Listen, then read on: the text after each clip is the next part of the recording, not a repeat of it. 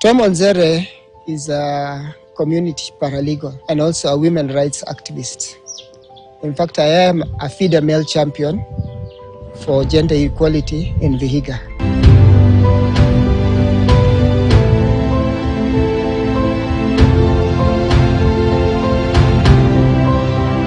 Tom Onzere, the founder of Magharibi Justice Center in Vihiga County. His journey began in 2007 and 2017, documenting the aftermath of gender-based violence during the post-election violence. Witnessing the brutalization of dozens of women and girls, Onzere became an advocate for the voiceless. Essentially, it was my role in the post-election violence and documenting and highlighting cases of women who had been violated. There were women, especially around Kakamega, who lost their husbands. They watched as their husbands were slaughtered, and some of them even got infected. And those stories were so touching that I got involved into the fight for the eradication of gender-based violence.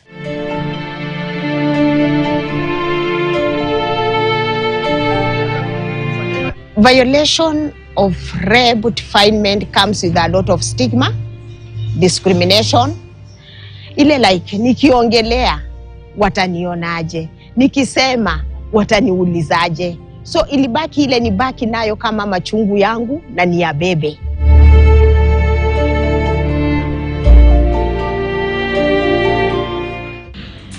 I was not able even to access a hospital, a police station. Ninge report wapi? Sa hizo marisasi zinalia, watu wanakimbia. Kweli ningekuwa na nafasi ya kwenda kuripoti ama niende hospitali, haikuwa rahisi. But nilisaidiwa na msamaria mwema, ule alinifanyia first aid yenye ilikuja ndani ya kichwa yake. Na first aid yenye ilikuja ndani ya kichwa yake ilikuwa ni kuchemsha maji na chumvi na nichome. That was the treatment I got. Society sasa ndio imeanza kubadilika. Hapa nyuma imekuwa like alijipereka ndiye akanajiziwa. Kwani alinajiziwa akifanya nini? Hangepigana. Wewe tu unakubali tu watu wakunyajizi ukiangalia. But remember, hakuna mnajizi mwenye anakuja kwako kama hayuko prepared. One, wanakuanga armed. Kama ni mwanaume either ako na kisu ama ako na panga. Ukipata story sana ya watoto wenye wamenajiziwa, hata wamama wamenajiziwa, na kuambia nilionyesha kisu, nilionyeshwa panga, mahali penye nilikuwa hata ningereza ni alarm ningechinjwa. Kwa hivyo walininajizi nikiwa nimenyamaza ama nilifungwa kitambaa kwa mdomo. So society huwa inaona mtu mwenye amenajiziwa alikubali, na si hivyo. Because sexual violence is stigmatized and communities would prefer to hide the issues because they will say you are shaming the family, you are shaming the clan, and these are some of the issues we fight for. In such cases, we as women rights activists, we have to fight for the women to have space so that we create, we tell the men now, that is enough. Let us hear the alternative voice from women. So much as men are viewed as the perpetrators, as the aggressors, but it is our religion which has contributed to that. It is our culture, and it is the practice that is currently that tends to marginalize women.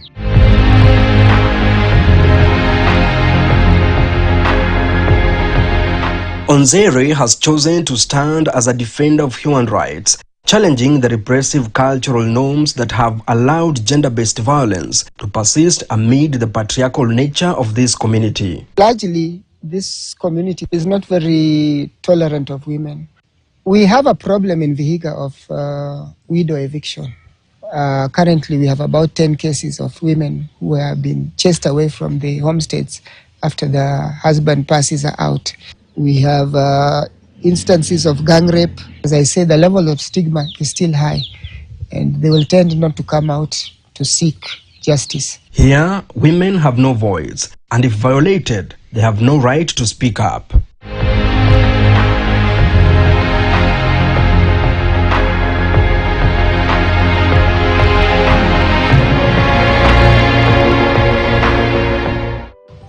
kulingana na ile kifo yenye mzee alikufa, nao wakasema I'm now not needed in the family because sasa hiyo kulingana na hiyo kifo kimila ni vibaya. Bwanako akijinyonga, that family si familia mzuri ya kuassociate na watu. Baadhi ya changamoto zenye nimepitia kama mjane ni kwamba sometimes unaona hata kwa gate saa zingine ukipita wanasema hamfai kupitia huko, nyinyi ni wajane, bwana yako alikufa, what are you still doing here? Wewe ulikuwa maana wakati kijana yao alikuweko, hata shamba labda ufai kupata kwa sababu wewe si wa hiyo jamii. Main challenges are socialization, culture and religion, which tend to ask women to be submissive, so that sometimes you will see a woman is violated but she is not willing to come out to voice because it will have implications. But I think the biggest challenge for me is the socio-economic empowerment of women, because sometimes it is sometimes traumatizing to see a woman being abused.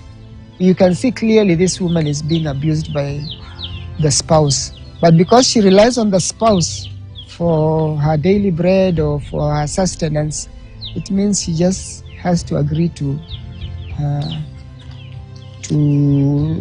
the abuse, as long as the woman feels her children at least will be taken care of.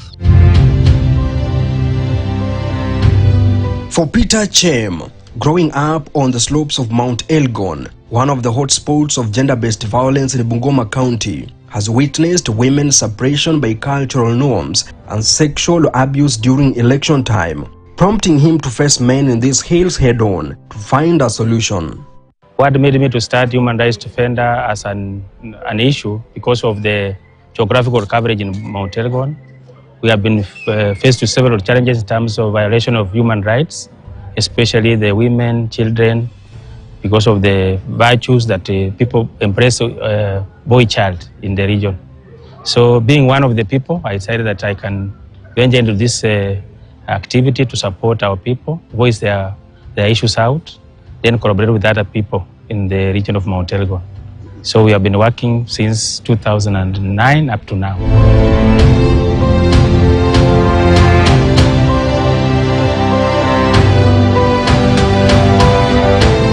Ukikombea 07 na 2017 kulikuwa na shida mingi, kwa sababu wamama wa 07 wengi walipoteza wazee wao na wengi walipoteza watoto wao, kwa sababu wazee walikuwa wanachinjwa na wamama walikuwa wanarepiwa.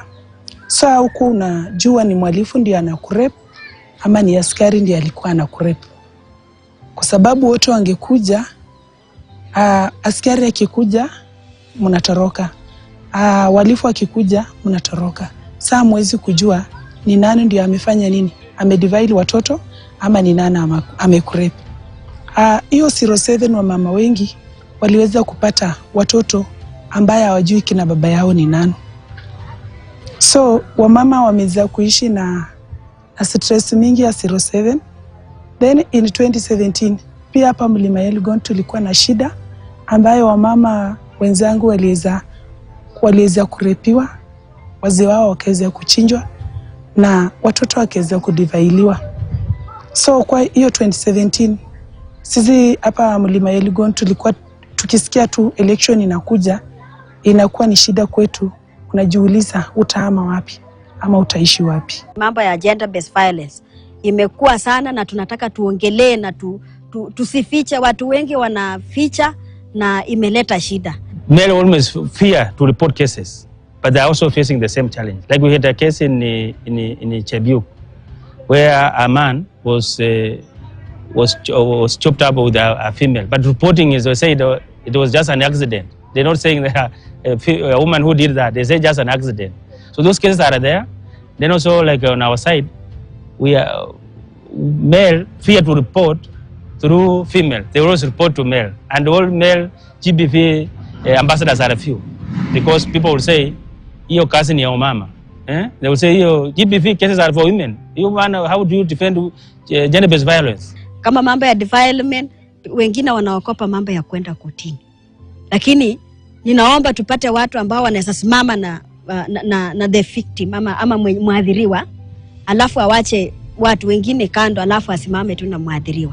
Hiyo ndio ingekuwa mzuri sana. So kuna vitu mingi imechangia, at least imepunguka kidogo, na kuna watu wamechukuliwa sheria na watu wameelimishwa pia, hiyo ikifanyika unaenda wapi, una report wapi. We have done awareness through the chiefs barasas. When you have an opportunity to the funeral areas, our people represent us and say, if you hear such a case of defilement or any violence of gender-based violence, report to the nearest either police station or the chief's office, and then also we can also take over to do a referral in terms of the hospital.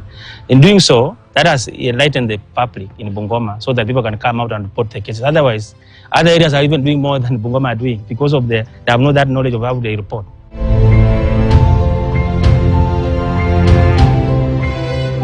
So the awareness that has given out people to have essence of reporting has also assisted us.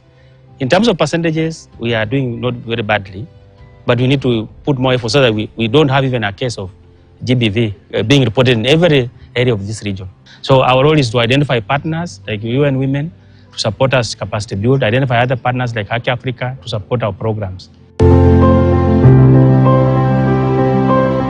In response to combating gender-based violence in the region, UN Women, in partnership with the governments of Italy and Ireland, rolled out training targeting human rights defenders, set up court users committees and gender desks in police stations and hospitals, focusing on hotspot counties like Kisumu, Bungoma and Vihiga. The program has supported counties in developing and implementing gender-based violence policies with a focus on legal, health, counseling and shelter services for survivors. The court came up with a baby called Court Users Committee.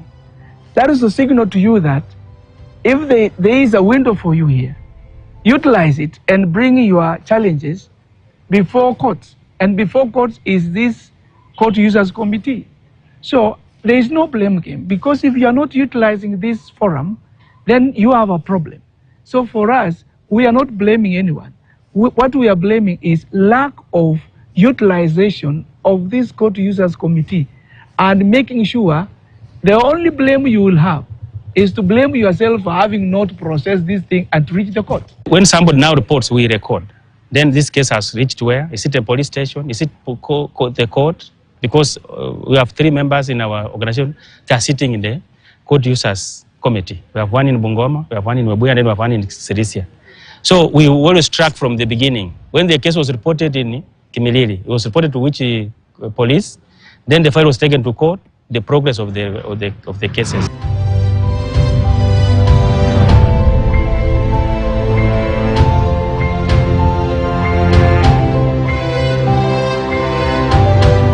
Before then, cases we could not track because there was nobody from the community or organization following the case. Because just a case is reported in the maybe Kimilili court or Webuye, that is the end. But now, because we sit on the Court Users Committee, we can easily discuss and deliberate issues that affect the people. Maybe in terms of the delay of cases, like issues that were coming out in the issue of the hospitals were charging people for P3 forms to be signed. They were charging 1,000. But after now, we sat down as a Court Users Committee, we raised through the charge Bungoma, then thereafter, the Bungoma County took over, and now they are paying for 1,000. So it's just a matter of the case running without saying we have no transport, we have no money to go to the court. So that one is now sorted. So it has really impacted.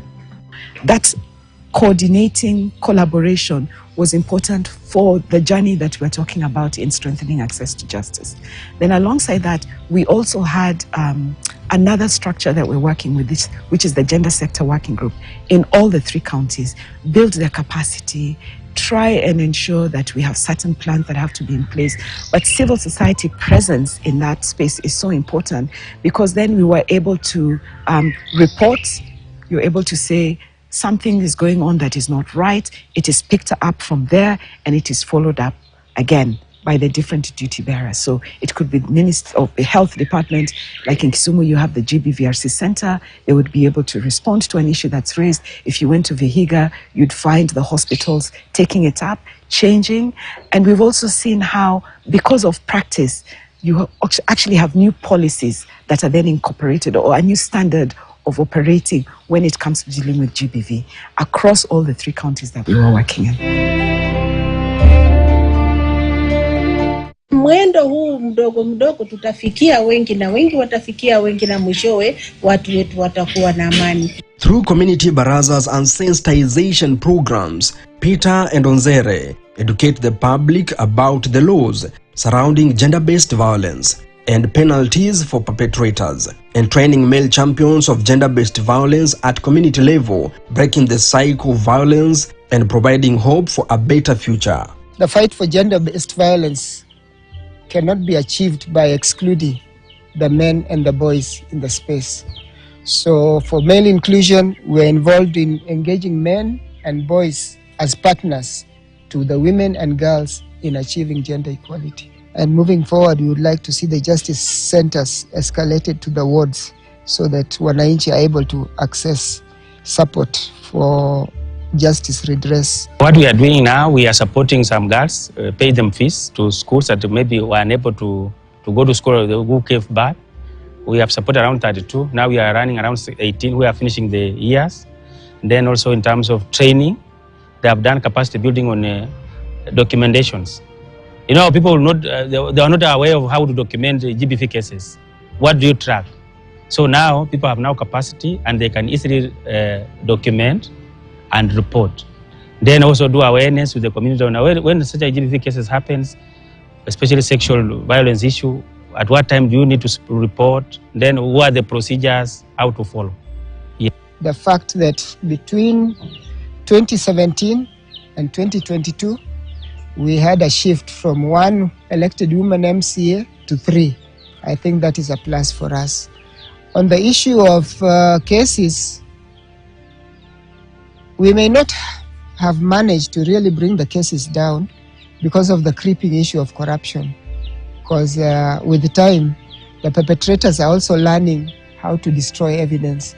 And this is becoming a challenge for us. But the fact that cases are being reported, for us it's a challenge, at least, and that people know where to report these cases is also, for us, something that we are proud of. Besides awareness creation, Onzere is drafting a Vihiga County action plan for the peace and security policy bill that will aid in combating the rising cases as well as ensuring culprits face the law for their crimes. Our starting point was to have a GBV policy.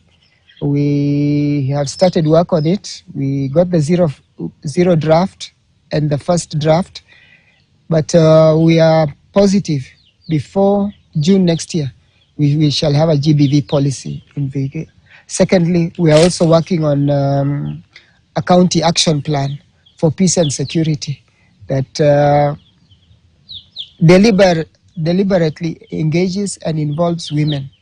So once we have these policy frameworks, it is much easier to support women in the efforts to achieve gender equality.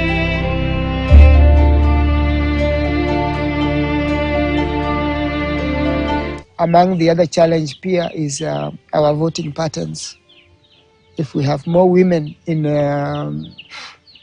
decision-making spaces, it is much better. I always go to a forum and ask most men, would you allow your wife to come in at 10 or 11 in the night? A man say, of course not, haiwezekani. But then you change it and you tell him, what if your wife is a chief or MCA? And then they say, in that case, they don't have much choice in the matter. So the issue of the power relations between men and women is still the biggest challenge in achieving gender equality and elimination of gender-based violence. But one of the things that this project was also doing was bringing on board women.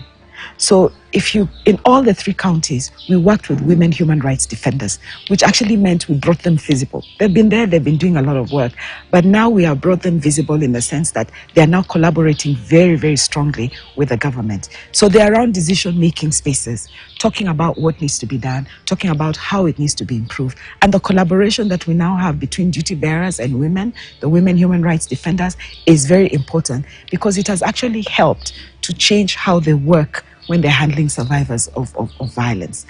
The other bit is the leadership. And I think one of the things that we're seeing now is more women in peace structures. We are seeing more women in these coordinating structures that are happening. But we also see a lot more women inviting the government to come and talk with them in activities that they do at community level. So there's more women visible, more women's voices, and we're starting to see more women leadership. Of course, we recognize that there has to be more, especially when you're looking now at elected leadership. That then goes to the activities we're doing where we're now starting to talk about harmful practices, where we start recognizing that women actually play and can do very good work as leaders.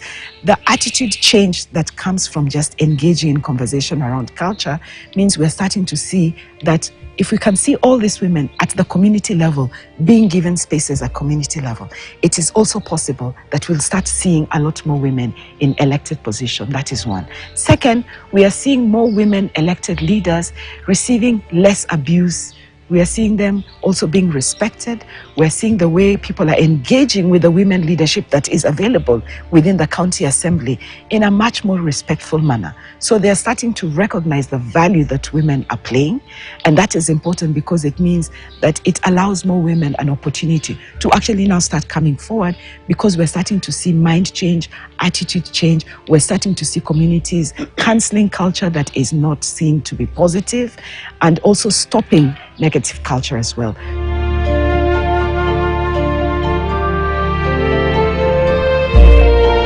We need to invest mostly in terms of, we have a central platform for reporting. The policy of GBV, I don't know how it can be modified so that we have a digital way of reporting, so that when somebody reports from Kimilili and recorded to the maybe police in Kimilili, somebody in the headquarters in Nairobi can track, because a case can come, disappears in Kimilili, or maybe Kimilili to Bungoma. So that central reporting mechanism should be, we do a very serious investment in terms of, we have a digital platform where is a case is happening, you report, even if it's a chief, even if it's somebody like an ambassador for GBV can report. So it goes to a system either in Nairobi, so that you have a neutral, because when you say Bungoma only, they can have that communication. The fight to end gender-based violence is far from over. However, these men are rewriting the new narrative, challenging cultural norms and breaking the silence. Through education, advocacy and collaboration, they are paving the way for a future where every person, regardless of gender, can live free from the shadows of violence. For KTN News, I'm Levis Msumba.